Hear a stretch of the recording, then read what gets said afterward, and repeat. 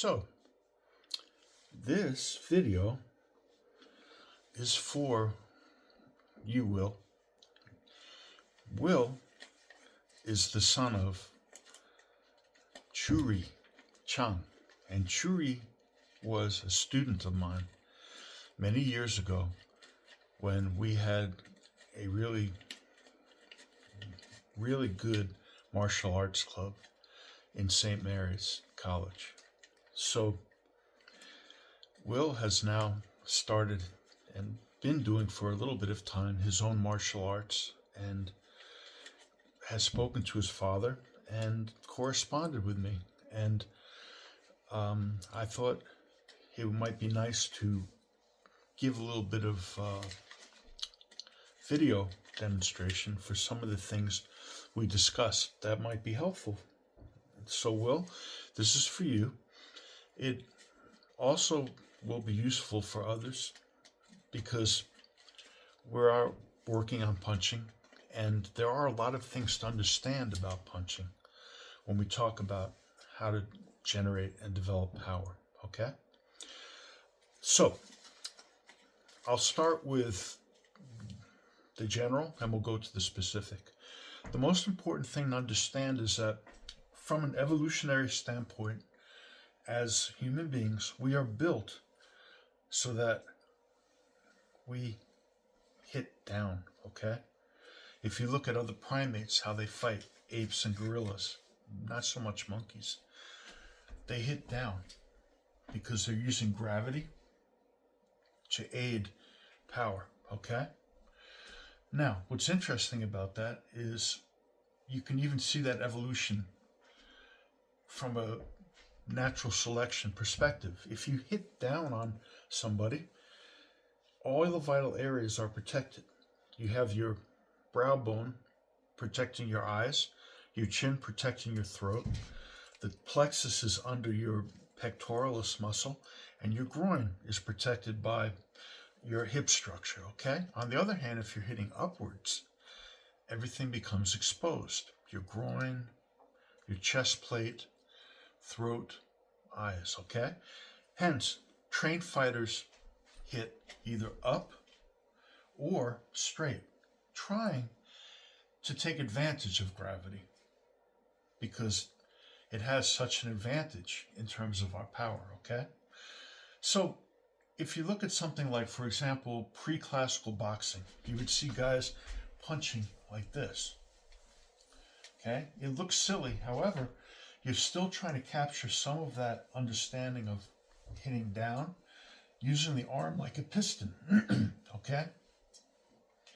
As gloves got bigger in boxing, people stopped relying upon a focused strike and more upon swinging the hands and arms, okay? So, for example, if you look at pre-classical punching before the jab came about, you had the lead, okay? The lead is like a piston. It's a straight shot, okay? Pronation makes that punch a jab, okay? So you put these gloves on and you have to really move that mass, okay? So you pronate your punch. In terms of martial arts, there are different styles of hitting, okay? They all take advantage of proper body dynamics, but in slightly different ways. Let's look at that a little bit to understand punching in general. Let's take traditional Chinese boxing. You had three styles that were the mother styles of China. You had the Tai Chi, which was about the transition between movements, okay? You had Bagua, which was circular movements, okay? And you had Xing Yi, which is a straight, linear strike.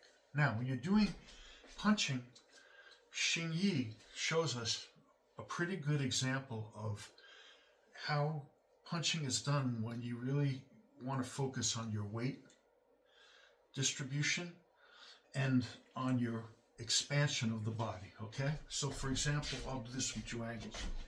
If we take this kind of punching movement, what it depends upon is two things, okay? Make sure you have everything. See? You're depending upon the extension of this arm, okay, into the target.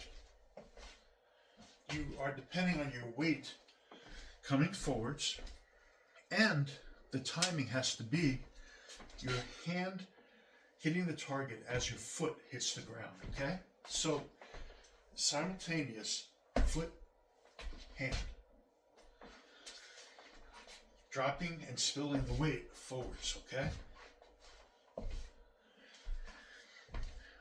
When you punch this way, you almost want to be like you're falling down as you're hitting.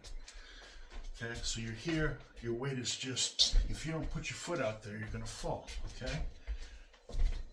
Which gives you the kind of right understanding, okay? This is essentially extension, okay, and timing that makes this punch effective. Now, other ways of punching, for example, if we take something like a boxing strike, okay, let's take a cross. Now, when I say a cross, I'm not talking about this, okay? That's not a cross. A cross, you're crossing your median line, okay? So you're coming with your body across, okay? In order to facilitate that, you need rotational movement, okay? So the focus becomes your spine, all right? Just like with the hook, same thing.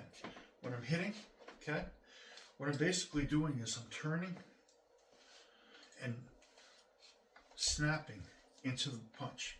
1, 2, okay? 1. You can use that rotational movement with other punches as well. For example, with a jab. If I'm throwing a jab here, okay, slight rotational movement, okay? Boom. Slide here, and extension, and pronation here, okay?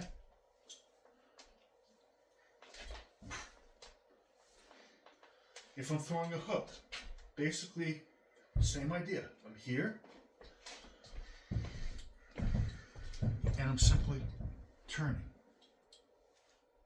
okay? You can do it where you're looking at the hand, okay? Or where you turn the hand out, okay? The important thing is as you're doing this, that you're simply doing it with the body and not with the arm, okay? I'll show this a little bit more in detail, but let's just get our turns together. For an uppercut, you're dealing with upwards movement, okay? Slight rotational movement, but you're dealing with the spine, the action of the spine coming up, okay? You used to have a shovel hook in pre-classical boxing, which was a little bit more extended, but was basically an uppercut. But here, okay? The body shoots up, elbow in tight to the body, okay? When you're using these punches, you want to set your body up so you're not telegraphing the punch. So, for example, when I throw this jab, I can come off into what's called a fake center line. Instead of giving the opponent this, I put this back on my back shoulder a little bit. Okay, so now when he hits here, he comes past my center. But what that allows me to do is this slight movement and to snap that jab, okay? I can put my weight forwards, I can be stationary, or I can actually use linear movement and extension. Make it like a poleaxe, okay? So 1, 2, 3, or okay, across, okay, untelegraphed. My hands should be here, not here. If I get hit here, it doesn't do any good. I might as well just put my hands down. And my hands here, I'm not protecting myself. But if I'm here, I can punch, okay, without telegraphing. And I can simply use my body to go behind my hands if something comes this way. If somebody shoots a shot here, it's not so much this, just turn. Okay?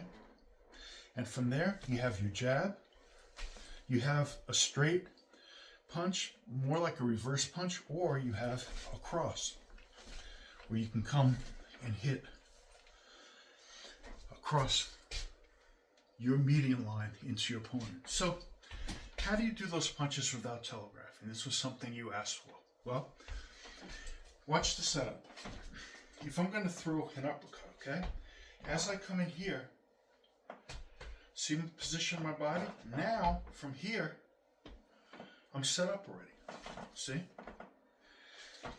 All I'm doing is I'm making it so that my weight is slightly back on my back foot, okay?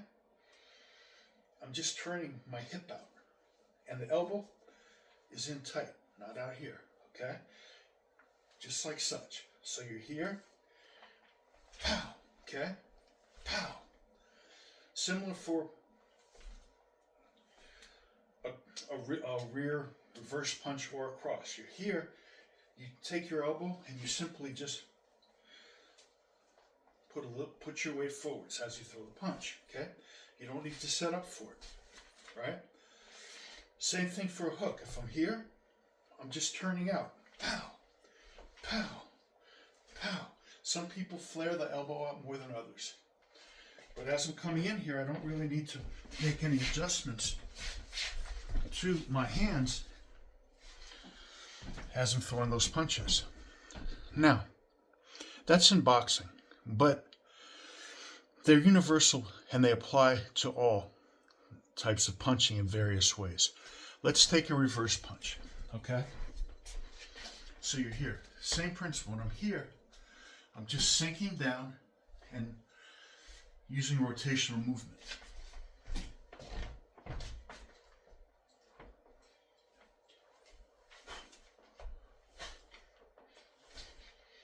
Okay?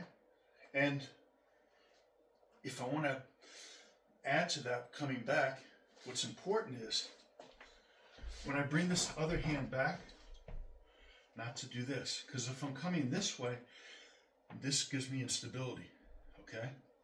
This has to drop, or I can simply rotate more. I can just make it a full rotational movement, which gives me a little more extension, okay? But also kind of ties me into this next position, okay? Let's see, we'll keep these at 15 minutes each so that we don't, they're hard to transfer when they're long. So it's the same basic ideas. Your power comes this way, but it's important that when I'm doing this way, this comes straight down to ground me, which is the next concept, how you ground. You want, when you make contact on your punches, if we're in close, okay, now you're talking about something like a Wing Chun punch, okay? Something here, okay? Just a quick. What you want to do is you want to just sink. Pow, pow, pow, pow, okay? I'm just dropping, okay? My hands are relaxed up until the point of impact, okay? And the power comes from the connection to the body and the sinking.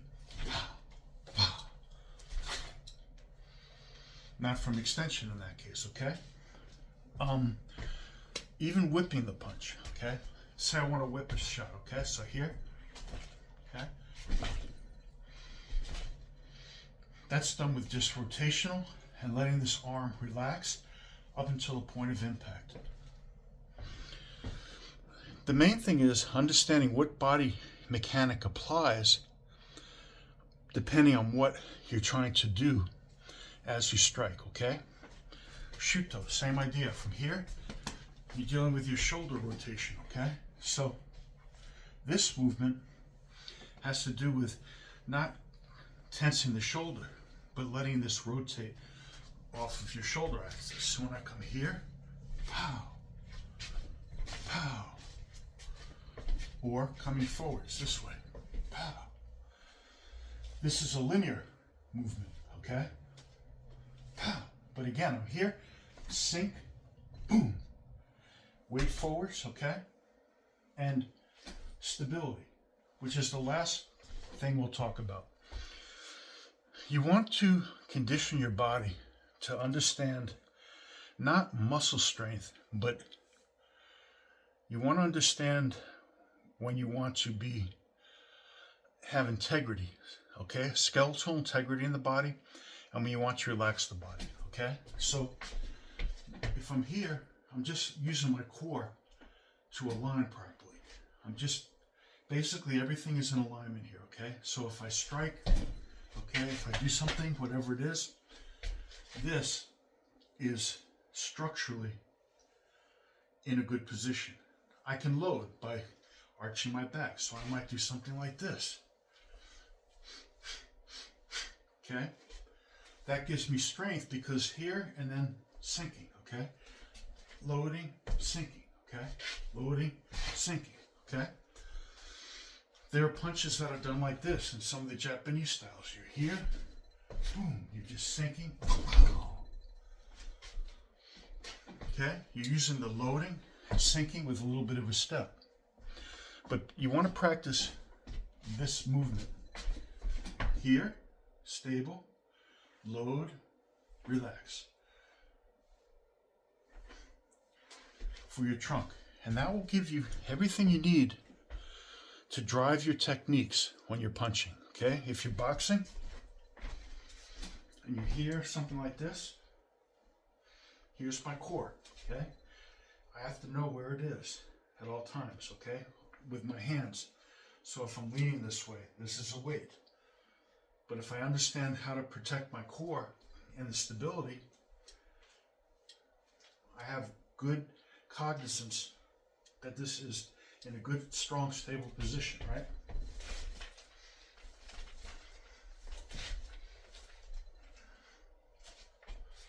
If I want to load something, if I'm coming towards a person, arching the back up from here, okay, and dropping the weight with the weight coming forwards. And finally, if you're punching and you're using the rotational movement, understanding that versus if you're stepping, make sure when you step, the foot and the hand are hitting simultaneously and you are extending as much as you can, because that drives the power for that type of punch. Anyway, I hope this is helpful, and I'll try to see if there's anything I left out. But I think this should give you a bunch of stuff to deal with for now, okay? All right.